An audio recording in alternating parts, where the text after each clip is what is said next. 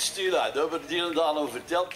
Als je deze oven thuis komt, een computer op laptop, hè, dan tik je in. Een computer op laptop, hè, dan tik je in YouTube. Nick Cave. Cave geschreven C-A-V-E. Christina the Astonishing. En dan krijg je, daar ligt het huren.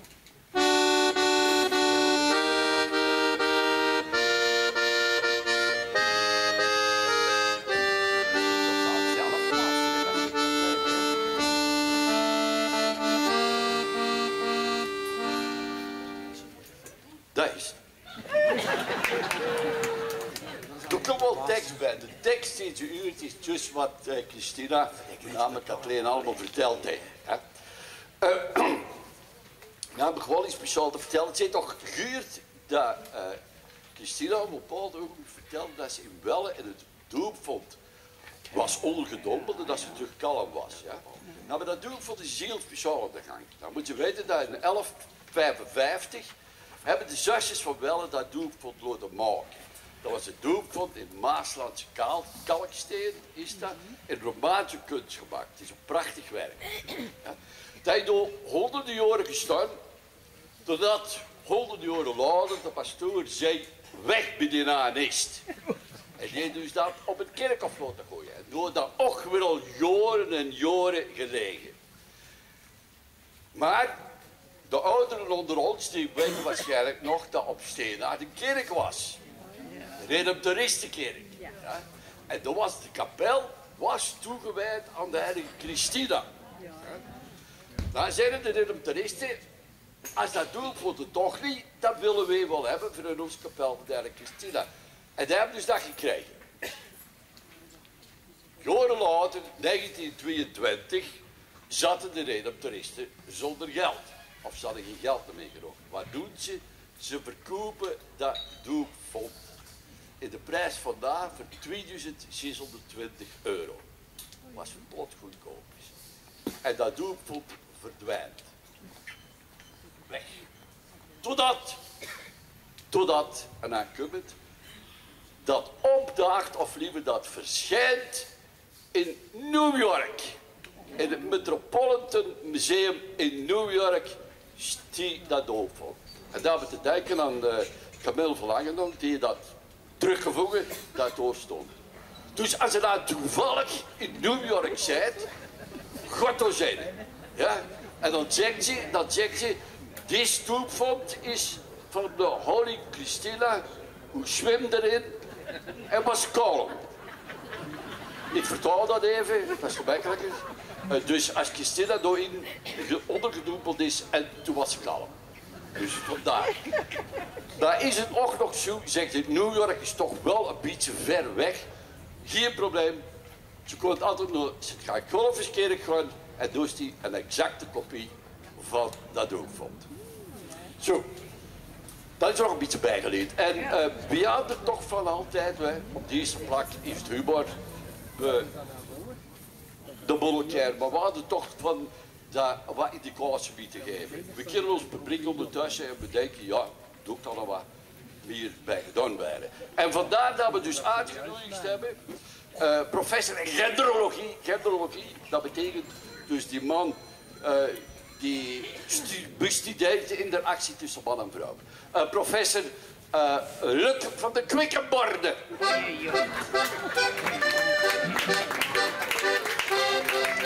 Professor, hartelijk welkom in de stad van de Trutanetten, de nachtwinkels en de coiffeurs. Voetplaffers. Tussenoortjes. Zit die familie van Vincent? Vincent van Quickenborne? Ja, dat is een van onze families. Is hij van ons familie? Ja, dat is een achterneefje van mij. Oh, ja. Een braaf manneke, maar hij speelt wel goed luchtgitaar. Ja. Professor, uw publiek, veel succes. Oei. Wie is dat in naam, man? Ja, je weet het, elk jaar nu de voorzitter mee gaat voor in Sint-Truin een extra les te komen geven.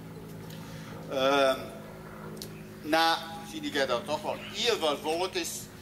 En we hebben een speciaal studie gedaan na de corona en een studie in ons departement van gedragssociologie. Ja, ik ben diensthoofd van het departement gedragssociologie. En na de corona heb ik er 2 jaar op gestudeerd, niet op chimpansees of op fruitvliegen, nee, op echte mensen.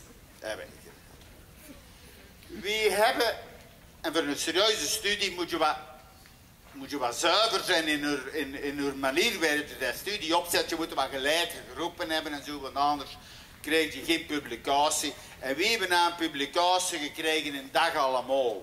Ja. Maar ik kan ook dat uitleggen. Maar, ja. Dus ik kan het, maar, godverdomme. Met krijt. Hoe is dat nou? Maar goed, Desiree, dat is mijn pedel, die is al 40 jaar bij mij pedel. Desiree. Ja. Desiree. Met een stift, met krijtje. Wat is dit? Met een jong, ja. Wat kleurke? Ja, zwart. Heb je dat? Tadaa. Daar kan ik altijd op rekenen, hè. Daar moet je aan een applaus vergeven. Dat is het. Die is al 40 jaar bij mij aan de universiteit. Ongelooflijk. Die weet zoveel als ik. Ja, zet dan zwaar. Zou er een beetje achteruit zitten, want die mensen... Dat kut zet zich altijd zo uit die. En dan gaan ze dan niet... Ja, stop. Wat je weet. Ja, nee, het is goed. Je moet nog in de zaal blijven. Hè. Ja. Dus wij gezegd hebben... Dus we maken gelijke groepen. En het was op mensen. En we hebben mannen genomen. Een groep mannen. Gewoon ook dat schoon tekenen. Man. Als je niet goed kunt lezen, dat is zo een bulke, 2 bulkjes en doe ik dan nog zo. Dat is een man. En we hebben nog een vrouwlie, hè. We gaan dat 2 vergelijken. Ja, merci, het is er. We hebben nog een vrouwlie genomen. Vrouwlie. Dat is zo welke bij een inlegkruis. En zo hebben we er 30 genomen. 30 van elk. Schoon studie, 30 van elk. 30 mannen, niet van die contraire, echte mannen. Dat gaan we in de volgende studie doen, ik heb er niks op tegen. Maar 30 echte mannen. En we hebben gekozen tussen de leeftijd 40 en 45 jaar. Dan zit je zo al een beetje gerijpt. Zo, ik bedoel, ja, in ons departement van gedragssociologie. Tussen 40 en 45 jaar. En die getrouwd zijn en samenwonen. Niet die samenwonen zo voor in een nacht of elkaar er nooit niet zien. Die echt wat samenwonen. Getrouwd zijn en samenwonen.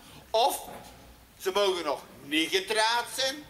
Maar ze moeten ook toch wel samenwonen. Niet zo voor in een nacht van de Janne die zo afkomen, ja, die hebben altijd succes. Hè. Nee. Dus, toen hebben we de gedragingen in Schan bestuderen. Wij dat ze zich gedragen ten opzichte van elkaar. Als ze na een ziet, ja, kan in de beste relatie kan er iets gebeuren. Zijn de mannen van 40 en 50 jaar? Ja, staat het recht? Zet er toch slecht. Ja. Nou, Leina. Ja, zet er door bij een serieuze door, zei die, bij de pint omhoog. Dat is in het die uit de studie komt, denk ik. Wat wil ik nou weer al zeggen, Desiree? Nou, maar een stuk van mijn brood. Je wordt bezig van dat ding. Ja, waar moeten de mannen serieuze relatie hebben, ja. 50 en 1. Ja, ziet het? Ik kan het niet veel zeggen. Hoe is Desiree? Dus ja, een serieuze relatie hebben. Zijn er nog mensen bij een serieuze relatie? Stik er aan en zo. 1, 2. Zuster, heb je een relatie? Ja, zit je aan het begin op? Zuster Beatrice, kom uit de box, kom uit de doos. Die vertelt na op haar 87e dat is een serieuze relatie. Dat is wereldnieuws als die morgen in de gazette was in ruim, helemaal. Proficiat, zuster. Ziet, maar zet er toch maar weinig, hè. Op Sint-Matten worden we kan schieren, in Zepperen worden er 10. Maar je ziet, maar kom, zwart, we hebben een zuiver studie gedaan. En we hebben dus gezien naar de gedragingen. Dat is ook zo'n vakje, dat is de activiteit. Als dat goed vast, hè, deze rijke. Sorry. Wij dat ze sorry ten opzichte van elkaar zeggen, als er iets verkeerd ging. Ja, dat ligt in de onderste luid. En wat kan er zo al verkeerd gaan? Door staf door van achter. Wat kan een man zo al verkeerd doen? Nee, niks, die doet niks verkeerd, zeg het maar. Dat geloof ik niet, dat zijn van de schijnheilige zo. Wat kan er zo al verkeerd gaan? Benny, wat kan er verkeerd gaan, joh? De man, wat kan die zo al verkeerd doen? Nee, uren, nee, later. Pintje drinken. Ja, inderdaad, een pintje te veel drinken, hè. Ze gaan naar de voetbal, een extra tankje en nog een extra tankje en nog een extra tankje. En dan komen ze thuis en dan vroeg ze, Wijvel is geweest. Weet het niet. Hebben ze gewonnen? Dat weet ik niet. Ja, zo is dat, zo kan dat, hè. Kan nog iets, ons mich wat minder koud zijn, bijvoorbeeld de groene bak vergeten aan te zetten, elke tweede dinsdag van de maand.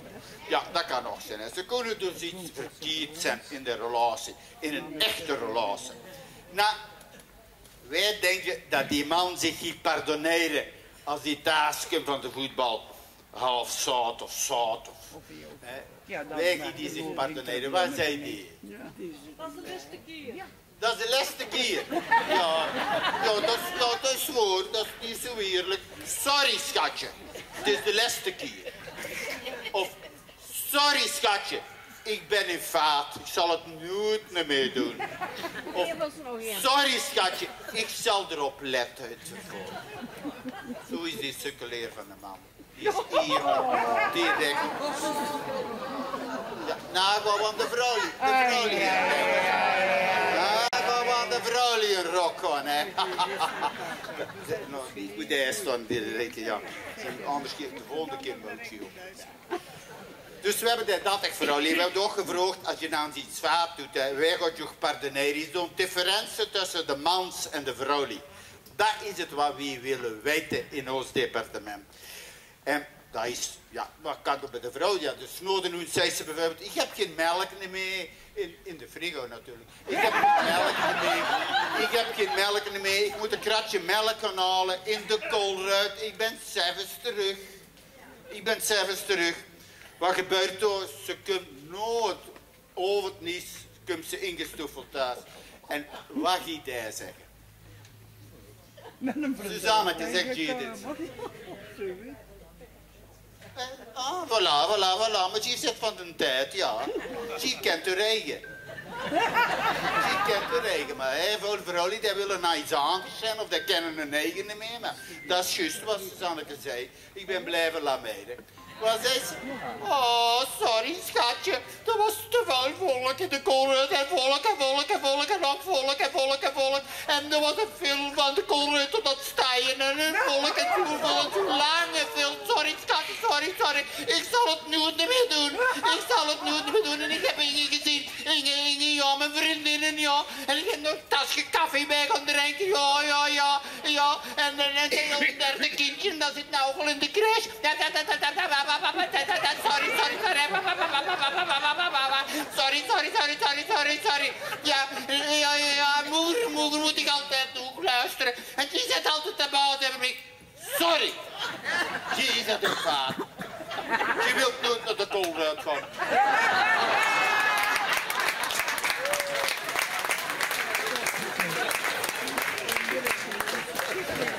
Ja, ik ging daar overnachten door. Achter de tweede buur door, die hebben het nog altijd niet. Kan ik dat in tabel zetten, dan kun jullie dat ook begrijpen en zien. Laat me die tabellen zien die we gemaakt hebben gisteren. Je hebt dat zo goed opgeschreven voor mij. Voilà, ze. Nee, zet dat door naar. Maar je gaat nog de gratie krijgen op de universiteit. Dan zie je dat up. Dus je ziet het, hè. De man moet zich juist even gehad hebben over de relatie. Dat is een relatiekaart. Je hebt een groep mannen, een groep vrouwen. En dan gaan we zien wat het resultaat is, hè, de conclusie daarvan. We hebben 4 situaties. 4. En ik ga daar stilletjes wat opbouwen vroeg links. Ja, maar die is juist een stift heb ik bij, deze rijmersie. Dus de man heeft ongelijk in zijn vaart en de vrouw heeft gelijk, dat is juist. Goed. Wat is het resultaat?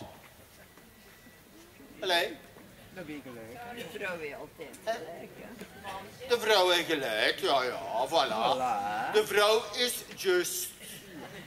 Juist. Wat is je? Tja, ja, dat is goed geschreven. Nou, de tweede situatie, die wordt wat ingewikkelder. De man heeft wel gelijk, maar de vrouw heeft ook gelijk. Is ook juist. Gelijkspel. Wat is het dan? De vrouw, hè, gelijk. Ze Dat is een weten- echte taal, hè. Dat is de dictator. De vrouw is juist. Derde situatie.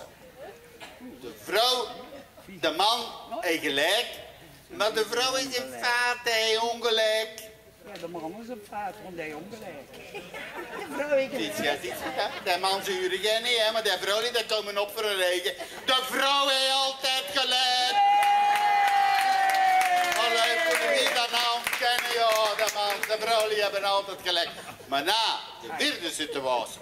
De man heeft ongelijk. En de vrouw heeft ongelijk. En natuurlijk. En nog hebben we weer gelijk. Weer gelijk. De man is in vaart. De man is in vaart. Voilà. Voilà ze.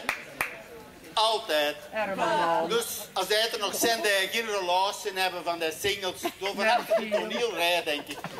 Die kunnen bij een iPhone nog aankomen en een foto nemen, want je gaat het nog kunnen gebruiken.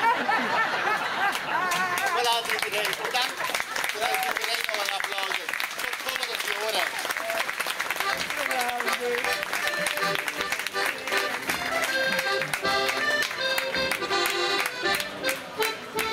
Hi-ho, hi-ho, het werk is weer gedaan. Dan was het dan weer tot